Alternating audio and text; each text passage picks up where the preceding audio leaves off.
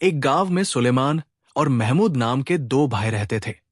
महमूद थोड़ा कम अक्ल था। उनके पिता की मृत्यु के बाद उन्हें विरासत में कुछ जानवर मिले। कुछ समय तक दोनों मिलकर जानवरों को चराते रहे। एक दिन महमूद ने सोचा कि क्यों न वे जानवरों को आपस में बांट लें। उनके पिता की जमीन पर जानवरों के दो बाड़े थे। एक नया और मजबूत था, जबकि दूसरा बहुत पुराना और कमजोर था। महमूद ने सुलेमान से कहा, जो जानवर अपने आप नए बाड़े में जाएं, वे मेरे होंगे, और जो पुराने बाड़े में जाएं, वे तुम्हारे। सुलेमान ने कहा, बहुत अच्छा, मुझे तुम्हारा सुझाव पसंद है। लेकिन अगर ऐसा हो कि जो जानवर खुद ब खुद नए बाड़े में जाएं, वो मेरे, और जो पुराने में जाए वो तुम्हारे, चलो यही ठीक है। महमूद मान गया। उसी दिन दोनों भाई खेत में गए और सारे जानवरों को वहां ले आए जहां बाड़े थे। सारी भेड़प क्रिया और गाय बैल अपने आप नए बाड़े में चले गए। सिर्फ एक कमजोर और अंधा बैल, जिसे रास्ता नहीं दिखता था, पुराने बाड़े में चला गया। महमूद ने कुछ नहीं कहा, मजे से अपना अंधा बैल पकड़कर खेत में चराने ले गया।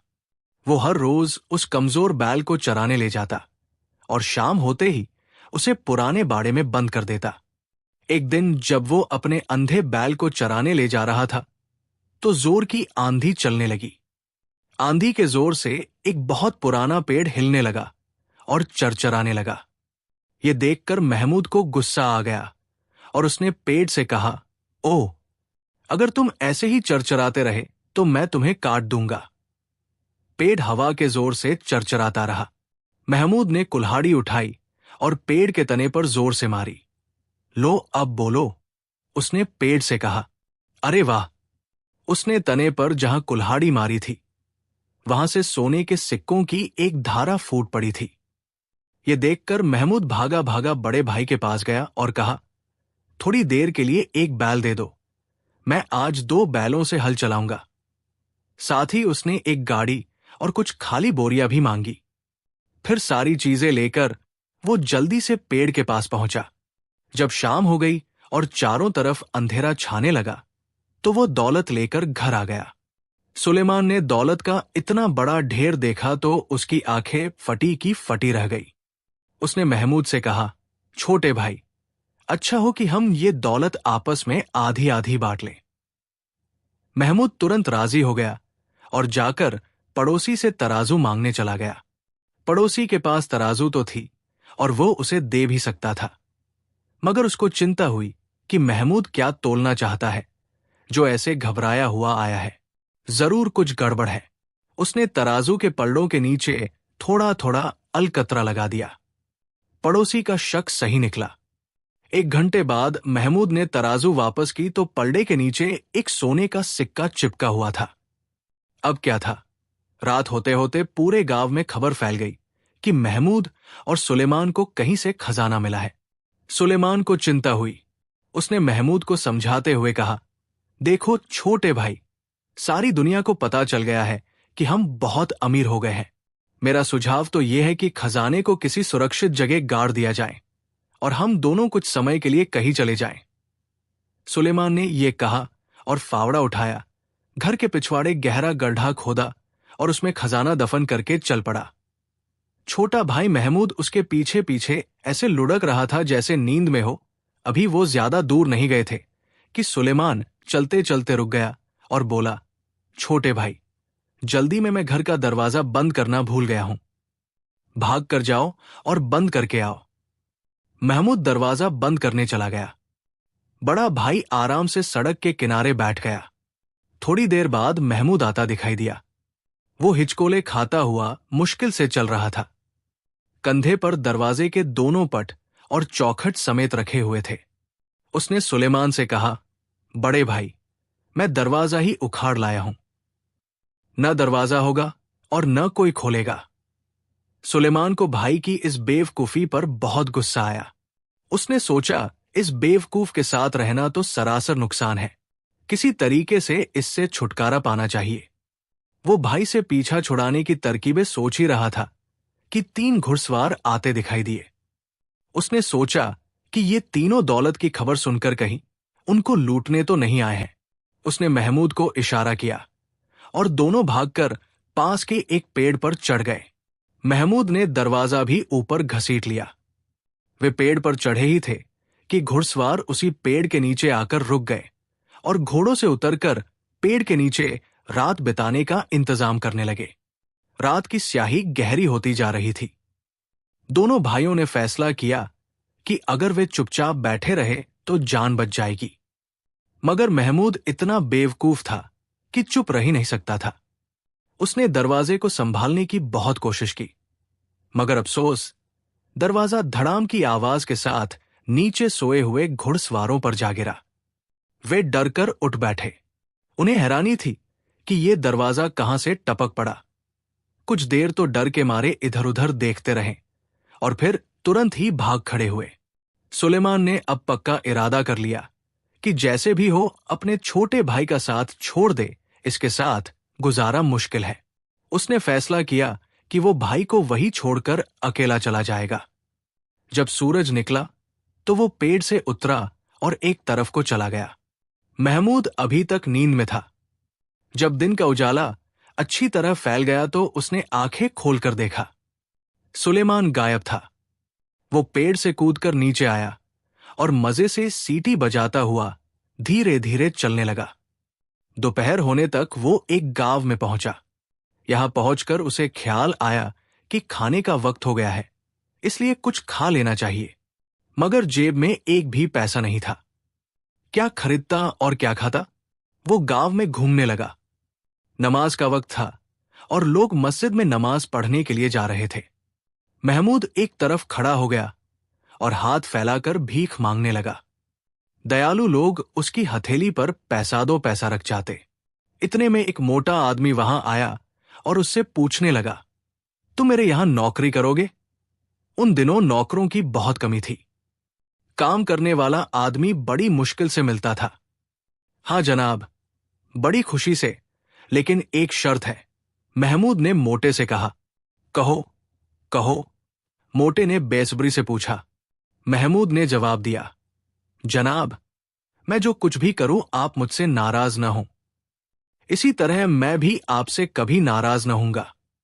लेकिन याद रहे, अगर आपने ये शर्त तोड़ी तो मैं आपकी गर्दन तोड़ दूंगा, और अगर शर्त मैं तोड़ूं तो आप मेरी गर्दन तोड़ देना। ये शर्त थी तो बड़ी अजीब, मगर मोटा राजी हो गया और उसे अपने घर ले गया।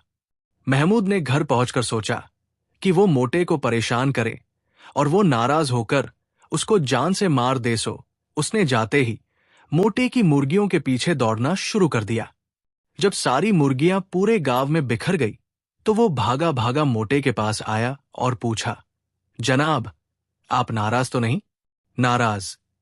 मोटे ने हैरानी से कहा, बिल्कुल नहीं।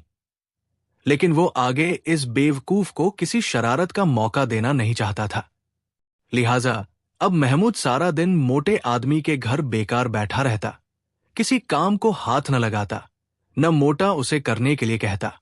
ये बात मोटे आदमी की पत्नी के लिए असहनीय थी।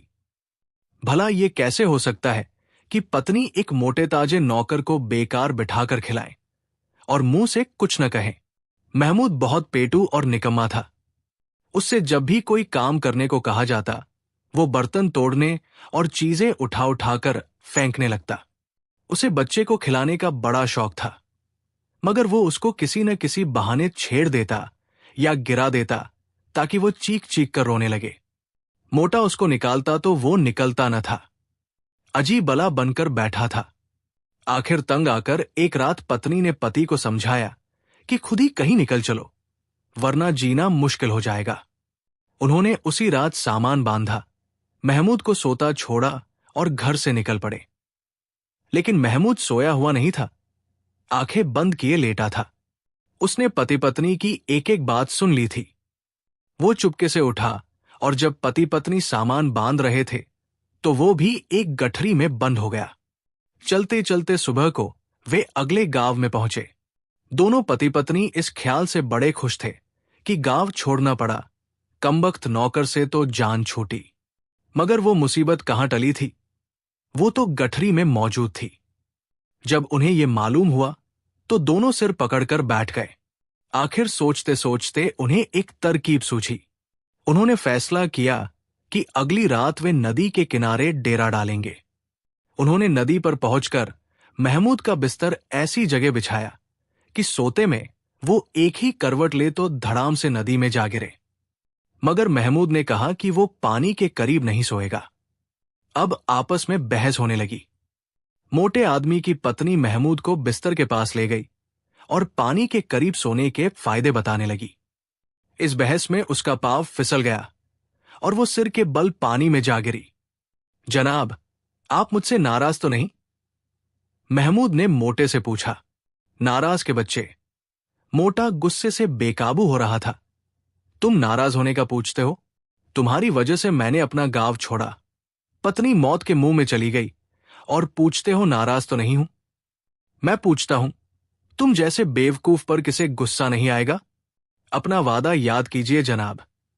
महमूद ने यह कहा और मोटे को भी पानी में धकेल दिया।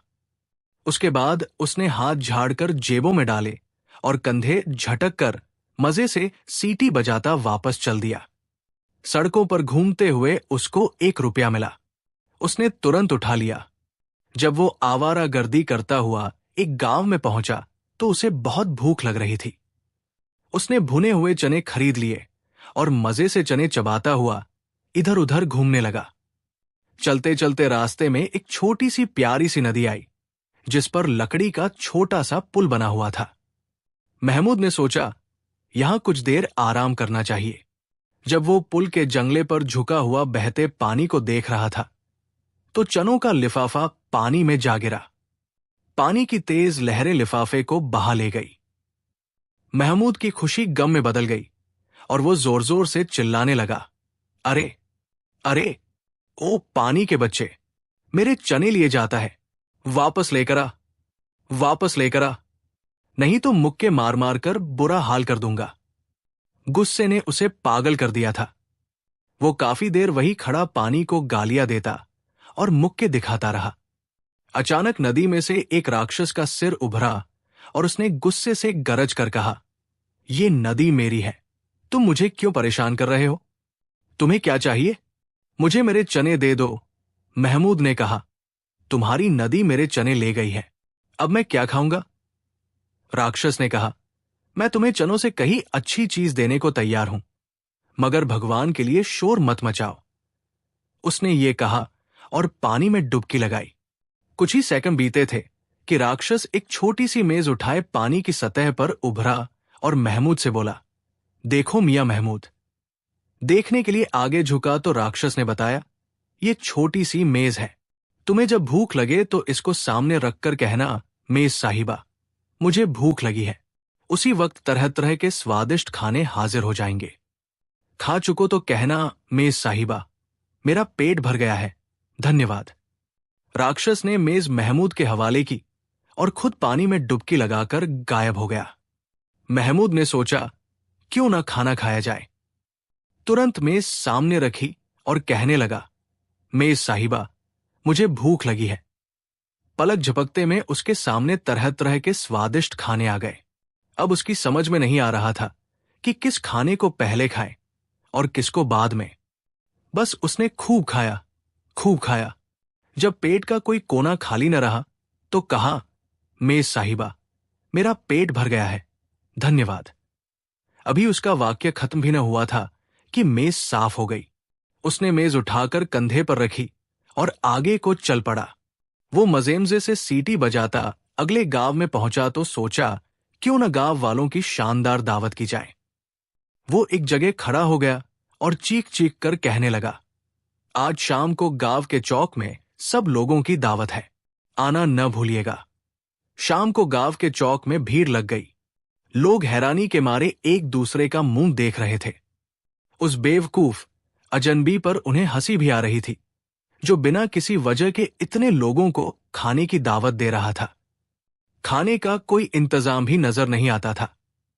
बर्तन तो क्या, आग की एक चिंगारी भी न थी जिस पर खाना तैयार किया गया हो। लोगों ने एक दूसरे के कान में कहा, ये हमें उल्लू बना रहा है, आओ इसके 2-4 थप्पड़ लगाएं और इस मजाक का मजा चखाएं। लोग आपस में बहस करने और झगड़ने लगे, लेकिन महमूद इत्मीनान से मेज सामने रखे बैठा रहा। फिर उसने मेज से कहा, मेज साहिबा, मुझे भूख लगी है। अगले ही पल मेज पर कई किस्म के खाने आ गए। ऐसे खाने देहातियों ने कभी देखे तक न थे। वे भगवान का नाम लेकर खाने पर टूट पड़े। खाते खाते उनका बुरा हाल हो गया। जब उनके पेट खूब भर गए तो महमूद ने पूछा, सबने पेट भरकर खा लिया क्या? लोगों ने एक जबान होकर जवाब दिया, हाँ हाँ, हमने इससे पहले इतना अच्छा खाना कभी नहीं खाया। धन्यवाद। ये सुनकर महमूद ने मेज से कहा, मेज साहिबा, मेरा पेट भर गया है, धन्यवाद। देखते ही देखते मेज पर से सारे बर्तन गायब हो गए। महमूद ने मेज कंधे पर रखी और एक पेड़ के नीचे आराम करने चला गया। हैरानी के मारे देहातियों की आंखें खुली की खुली रह गई। एक आदमी ने कहा, काश हम रोज इसी तरह खा पी सकें। क्यों नहीं खा सकते? दूसरे ने जवाब दिया, बस इस मेज की जरूरत है। ये अजनबी तो बिल्कुल बेवकूफ है। फिर वह सिर जोड़कर बैठे और फैसला किया कि जब ये शख्स हो जाए तो मेज चुरा ली जाए। दूसरे दिन सुबह सवेरे ही जब मुर्गे अजान दे रहे थे, महमूद की आंख खुल गई। मेज को देखा तो गायब थी। बहुत परेशान हुआ। वो उसी वक्त भागा भागा नदी पर गया और जंगले पर झुककर लगा गला फाड़ने, हाय मेरे चने वापस दो। थोड़ी देर बाद राक्षस का सिर पानी की सतह पर उभरा। उसके चेहरे पर गुस्से के निशान थे। उसने गरज कर कहा, क्या शोर मचा रखा है? क्यों मुझे परेशान करते हो? महमूद ने चिल्लाकर कहा, मेरे चने वापस दो, मैं अपने चने लेकर ही रहूंगा। राक्षस ने उसे पहचानते हुए कहा, अच्छा तो ये तुम हो। वो मेज क्या हुई जो मैंने तुम्हें दी थी? वो तो किसी ने चुरा ली। महमूद ने रोनी सूरत बनाकर कहा, मुझे मेरे चने वापस दो। राक्षस ने पानी में डुबकी लगाई और थोड़ी देर बाद हाथ में एक छोटी सी चक्की लिए पानी की सतह पर आ गया। लो ये लो, इसके बाद तुम्हें किसी चीज की जरूरत न रहेगी। अगर तुम इसको सीधे हाथ घुमाओगे तो सोना निकलेगा, उल्टे हाथ घुमाओगे तो चांदी। अब जाओ अपनी राह लो और मुझे आराम करने दो। महमूद दोबारा उसी गांव में गया और एक जगह बैठकर चक्की पीसने लगा। जब उसने चक्की को सीधी तरफ घुमाया तो आटे की जगह सोना निकला और उल्टा घुमाया तो चांदी। ये सोना चांदी उसकी जरूरत के लिए काफी था। उसको बेचकर उसने अच्छे अच्छे कपड़े खरीदे और एक शानदार बंगला भी बनवाया। अब वो बड़ी शान से गांव में रहने लगा। देहातियों को मालूम हो गया कि बेवकूफ अजनबी वापस आ गया है और उसके पास बेशुमार दौलत है। वे चोरी चोरी उस पर नजर रखने लगे, ये मालूम करने के लिए कि उसकी अमीरी का राज क्या है। जल्द ही जादुई चक्की का पता चल गया और यह भी मालूम हो गया कि चक्की को सीधा चलाओ तो वो सोना उगलती है और उल्टा चलाओ तो चांदी। एक रात जादू की चक्की भी चोरी हो गई। महमूद सुबह सोकर उठा तो चक्की गायब थी। वो भागता हुआ सीधा नदी पर पहुंचा और पुल के जंगले पर झुककर चीखा, मेरे चने दे दो, मेरे चने दे दो। वो कुछ देर तक चिल्लाता रहा।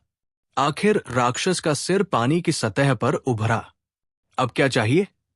उसने गरज कर पूछा, तुम मुझे चैन नहीं लेने दोगे, मैं अपने चने लेकर रहूंगा। महमूद ने कहा, उस चक्की का क्या बना जो मैंने तुम्हें दी थी? राक्षस ने पूछा। वो भी चोरी हो गई। महमूद दहाड़े मार मार कर रोने लगा। अच्छा ठहरो, ये कहकर राक्षस ने पानी में डुबकी लगाई और एक पल बाद दोबारा ऊपर आया तो उसके हाथ में 2 छड़ियां थी। ये लो, राक्षस ने छड़ियां देते हुए कहा, और अब जाओ मुझे आराम करने दो। महमूद ने छड़ियां ली, उन्हें घुमा फिराकर देखा और फिर सोचा, भला ये मेरे किस काम आएंगी? इनसे मैं क्या काम ले सकता हूं? उसने एक हाथ में एक और दूसरे हाथ में दूसरी छड़ी पकड़ ली और देखने लगा। हाँ ठीक है, अब समझा। उसने अपने आप से कहा, अब मैं उन बदमाशों के पास जाता हूं जिन्होंने मेरी जादुई मेज उड़ा ली और जादुई चक्की भी चुरा ली। मैं इन छड़ियों से उनको ऐसा सबक सिखाऊंगा कि जिंदगी भर याद रखेंगे। महमूद के आने की खबर गांव में फैली तो सारे लोग उसके इर्द गिर्द जमा हो गए। सबको बेचैनी थी कि देखें अब ये बेवकूफ क्या जादूगरी दिखाता है। अब की बार उन्होंने ऐसा जादू देखा कि सारी उम्र याद करते रहे। महमूद छड़ियां हवा में लहराकर चीखा, ऐ मेरी प्यारी छड़ियों, इनको पीटो। उसका यह कहना था कि छड़ियां उसके हाथ से निकलकर धड़ाधड़ लोगों के सिरों पर पड़ने लगी। लोग चीख रहे थे, दया दया। छड़ियों को बस बरसने से काम था। किसी की नाक पर पड़ी तो वो चिल्लाया, हाय मरा। किसी के सिर पर पड़ी तो वो चीखा, हाय मेरे भगवान। महमूद उन्हें रोता देखकर हंस रहा था। नदी वाले राक्षस ने अब की बार क्या शानदार तोहफा दिया था। सब अपने आप पिट रहे थे और दया की भीख मांग रहे थे। दया बदमाशों, महमूद ने लोगों को मुंह चढ़ाते हुए कहा, मैं तुम पर दया करूंगा, लेकिन एक शर्त है। मेरी जादुई मेज और चक्की अभी इसी जगह हाजिर करो, वरना पिटते रहो। मार खा खा कर देहातियों का बुरा हाल हो चुका था। उन्होंने हाथ जोड़कर कहा, तुम जो कुछ कहोगे हम करने को तैयार हैं। भगवान के लिए इन छड़ियों को रोक दो। महमूद ने छड़ियों को हुक्म दिया, रुक जाओ। और वो रुक गई। लोग गिरते पड़ते गए और मेज और चक्की लाकर महमूद के हवाले की। राक्षस के तीनों तोहफे लेकर महमूद ने सोचा कि अब चोरों की इस बस्ती में नहीं रहना चाहिए, अपने घर चलना चाहिए। वो तोहफे लेकर सुलेमान के पास चला गया। वो भी घूम घाम कर खाली हाथ घर वापस आ गया था। जादुई मेज, जादुई चक्की और जादुई छड़ियों के होते महमूद को किस चीज की कमी थी। उसने वो सारी दौलत जो उसे पेड़ के तने में से मिली थी, भाई को दे दी। इस तरह दोनों भाई अमीर हो गए। महमूद के पास अभी एक चीज की कमी थी, और वो थी एक अच्छी और समझदार पत्नी जो उसको बेवकूफी के कामों से रोके और सही गलत समझाती रहे। आखिर सुलेमान ने उसके लिए ऐसी एक लड़की तलाश कर ही ली। जब वो महमूद के लिए दुल्हन तलाश कर रहा था तो उसे भी एक अच्छी सी पत्नी मिल गई। दोनों भाइयों की शादियां हो गई और दोनों अपने अपने घर खुशी खुशी जिंदगी गुजारने लगे।